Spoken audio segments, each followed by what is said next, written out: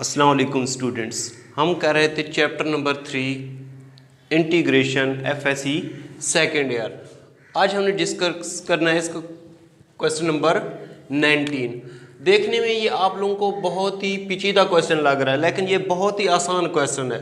ये देख ले, ये वाला जो फंक्शन है इसका ये वाला डेरिवेटिव है। तो इस क्वेश्चन को हम लोग सॉल्व करेंगे बाय सब्स्टिट्यूशन मेथड। तो इसमें हम पुट कर देंगे x under root minus x over 2 is equal to t के अगर लेट कर लें तो अगर हाँ, क्योंकि हमें dx की वैल्यू चाहिए होती है, इस वजह से हम डिफरेंशियल बात साइड अप्लाई कर देंगे। तो d x under root minus x over 2 is equal to d t. इसकी वैल्यू कितनी होगी 1/2। तो इस पे पावर रूल अप्लाई कर देंगे, ये हो जाएगा 1/2 x under root minus 1/2 x over 2 का डेरिवेटिव क्या होगा 1/2, और ये dx is equal to dt। इन दोनों में से हम कॉमन ले सकते हैं 1/2, तो ये हो जाएगा 1/x under root minus 1 dx is equal to dt। इस क्वेश्चन में ये दिया हुआ है 1/x under root minus 1 dx। तो हमने क्या करना है, इसके साथ 1/2 ये वाली एक्स्ट्रा टर्म है, तो हम 2 को मल्टीप्लाई कर देंगे बोथ साइड। तो ये आ जाएगा हमारे पास 1/x under root minus 1 dx is equal to 2 dt। तो इसको पुट कर देंगे इक्वेशन ए में। अब ए में पुट कर देंगे तो ये क्या आ जाएगा is equal to x under root minus x over 2 किसके इक्वल लेट किया था हमने, t के इक्वल लेट किया था। तो ये cos ये t, ये सारा फंक्शन dx तक किसके इक्वल है 2 dt। तो ये आ जाएगा 2 dt। ये 2 कांस्टेंट है, इसको बाहर लिख लेंगे, ये हो जाएगा 2 इंटीग्रेशन cos ऑफ t और ये dt। cos t की इंटीग्रेशन किसके इक्वल होती है sin t प्लस c। अब स्टार्ट में ये वाला क्वेश्चन क्योंकि x की फॉर्म में था, तो इस वजह से हम इसको x की फॉर्म में चेंज करेंगे। तो ये 2 sin t किसके इक्वल था यहाँ पे x under root minus x over 2। तो ये x under root minus x over 2 plus constant of integration c। तो ये इसका रिजल्ट आ जाएगा। जी स्टूडेंट, हम कर रहे थे क्वेश्चन नंबर 20। इसमें देख ले, ये x प्लस 2 है, नीचे स्क्वायर रूट में है x प्लस 3। अगर नीचे ये स्क्वायर रूट ना होती तो ये इम्प्रॉपर फ्रैक्शन होता। हम इम्प्रॉपर फ्रैक्शन को क्या करते थे, उसको डिवाइड कर लेते थे और सिंप्लीफाई कर लेते थे, उसको इंटीग्रेट कर देते थे। लेकिन ये नीचे स्क्वायर रूट होने की वजह से मसला कुछ ख़राब हो गया है। तो हम इसको ऐसे सॉल्व करेंगे कि ये नीचे वाला जो फंक्शन है सेम इसका ऊपर बनाएंगे। मतलब यहाँ पे 3 है तो ऊपर भी 3 बनाएंगे। पहले 2 है तो 3 बनाने के लिए क्या करेंगे, हम +1 ऐड भी कर देंगे और सब्ट्रैक्ट भी कर देंगे। ये x प्लस 2 1 ऐड भी कर दिया और सब्ट्रैक्ट भी कर दिया, और ये x प्लस 3 और ये dx। अब क्या करेंगे इंटीग्रेशन, क्योंकि हमने x प्लस 3 बनाना था तो 2 + 1 कितना हो जाएगा 3, और ये x प्लस 3 अंडर रूट और ये -1 और dx इज इक्वल टू, अब इसको अलग अलग कर देंगे। मतलब ये वाला फंक्शन इसके नीचे और इसके नीचे डिवाइड कर देंगे, अलग अलग कर देंगे इसको। x plus 3 over x plus 3 -1 over x plus 3 और dx। तो स्टूडेंट्स अब हमने क्या करना है, इस पे इंटीग्रेशन इस फंक्शन पे और इस फंक्शन पे अप्लाई कर देना है अंदर। तो ये हो जाएगा, तो स्टूडेंट्स ये दो फंक्शन है, इन दोनों पे हमने इंटीग्रेशन अप्लाई कर देना है। इस फंक्शन पे अलग अप्लाई करना है, इस फंक्शन पे अलग अप्लाई करना है।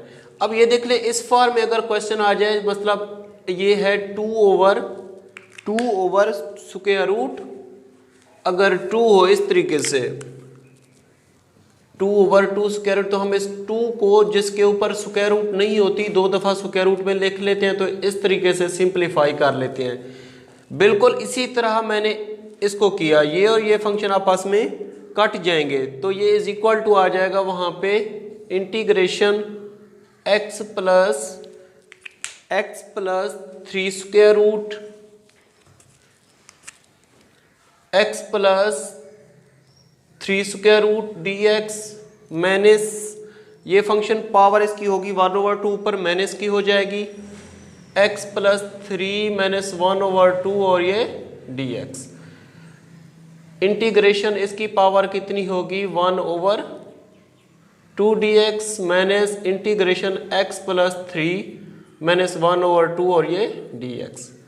अब देख लें ये फंक्शन है उसकी पावर n है, उसका डेरिवेटिव आगे मल्टीप्लाई हो रहा है। ये भी सेम इसी तरीके से इसका डेरिवेटिव x प्लस 3 का क्या होगा 1। ये वाला फार्मूला जो मैंने आप लोगों को समझाया था कि कोई फंक्शन हो उसकी होल की पावर n हो, इस फंक्शन का डेरिवेटिव आगे मल्टीप्लाई हो रहा हो तो हम क्या करते हैं इस फंक्शन में n plus 1 over n plus 1 plus constant of integration c लगा लेते हैं। तो सेम इसी तरीके से हम करेंगे x plus 3 1/2 plus 1 1/2 plus 1 minus x plus 3 minus 1/2 plus 1 minus 1/2 plus 1 plus constant of integration c लगा देंगे। तो ये हो जाएगा x प्लस 3 3/2, ये नीचे 3/2 होगा तो हम उसको ऐसे लिख सकते हैं 2/3 माइनस x प्लस 3 ये हो जाएगा 1/2, तो यहाँ पे हो जाएगा 1/2, उसको हम 2/1 लिख सकते हैं प्लस कांस्टेंट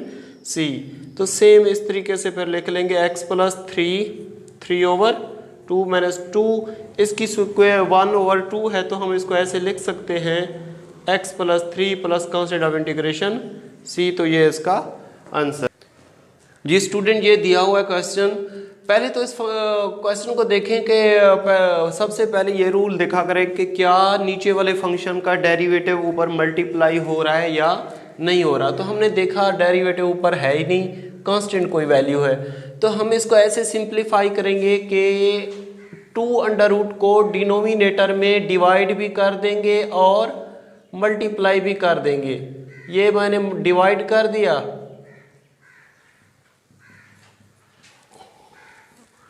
और ये dx, 2√, को मल्टीप्लाई भी कर देंगे डिनोमिनेटर में और डिवाइड भी कर देंगे, तो ये और ये कैंसिल हो जाएगा।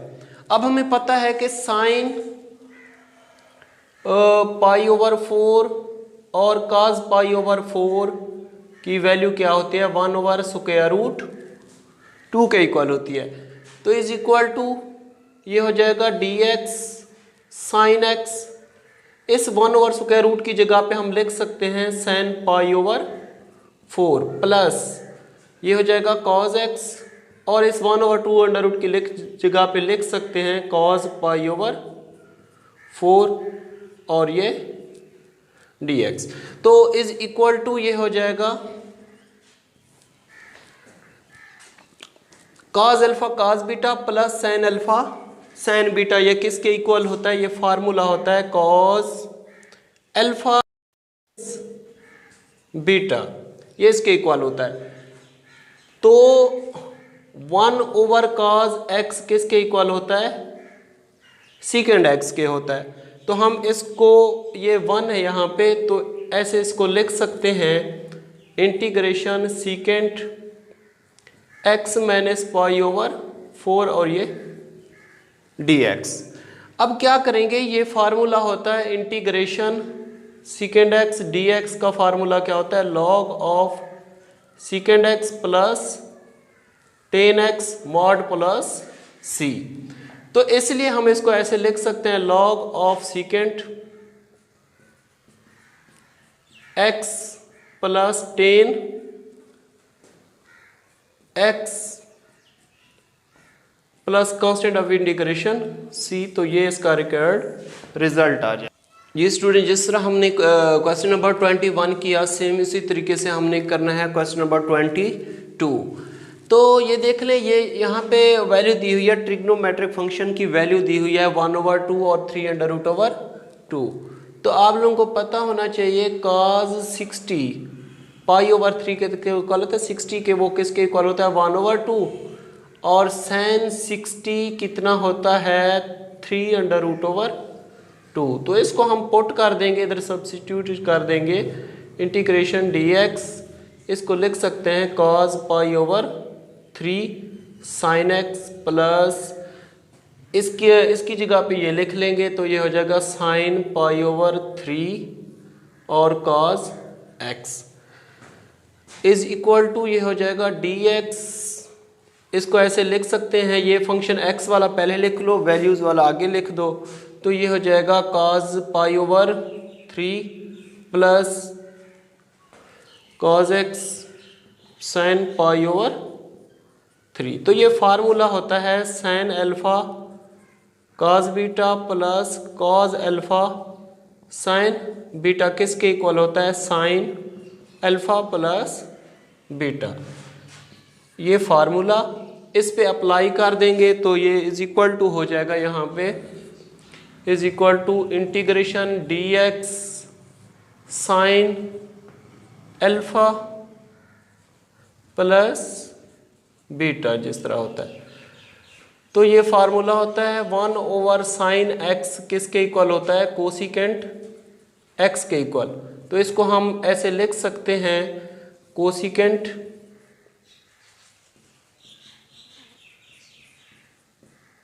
x। अब ये formula integration cosecant x dx किसके इक्वल होता है, log of cosecant x minus cot x plus constant of integration c के इक्वल होता है। तो हम यहाँ पे लॉग नेचुरल लगा देंगे, ये हो जाएगा cosecant x minus cot x plus pi over 3 plus constant of integration c। तो ये इसका रिकॉर्ड